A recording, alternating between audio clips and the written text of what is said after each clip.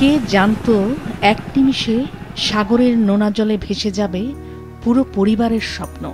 7 মাস আগের ঘটনা। ভাগ্যের চাকা ঘোরাতে অবৈধভাবে সমুদ্রপথে ইতালির উদ্দেশ্যে রওনা দেন মাদারীপুরের ডাসার উপজেলার গোপালপুর ইউনিয়নের পশ্চিম পুয়ারি গ্রামের 2 ভাই মিলন মুন্সি ও আলামিন মুন্সি। প্রথমে লিবিয়া যায় তারা এবং পরে সেখান থেকে ইঞ্জিন চালিত নৌকায় অর্ধশত লোকের সাথে যাত্রা করে ইতালির উদ্দেশ্যে। ভূমধ্য সাগরে পৌঁছাতেই ডুবে যায় নৌকাটি।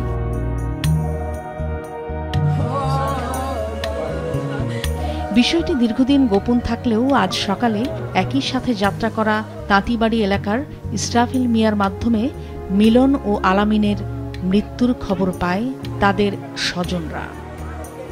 স্বজনদের অভিযোগ, ইতালি যাওয়ার জন্য গোপালপুর ইউনিয়ন পরিষদের চেয়ারম্যান ফরহাদ মাতুব্বরের প্রলোভনে পড়ে মিলন ও আলামিন। ধার দেনা করে দালালকে 30 লাখ টাকা দেয়। ঘটনার পর থেকে পলাতক অভিযুক্ত ফরহাদ মাতুব্বর। 250-টিরও বেশি ডিজাইন অপশন নিয়ে ওয়ালটন স্মার্ট ফ্রিজ, বোঝে আপনার প্রয়োজন।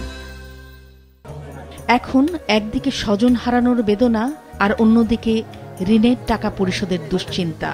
কোনোটিই এড়াতে পারছেন না মিলন ও আলামিনের পরিবার। ঘটনার সাথে জড়িতদের দৃষ্টান্তমূলক শাস্তির দাবি জানান তারা। মাছরাঙা নিউজ ডেস্ক।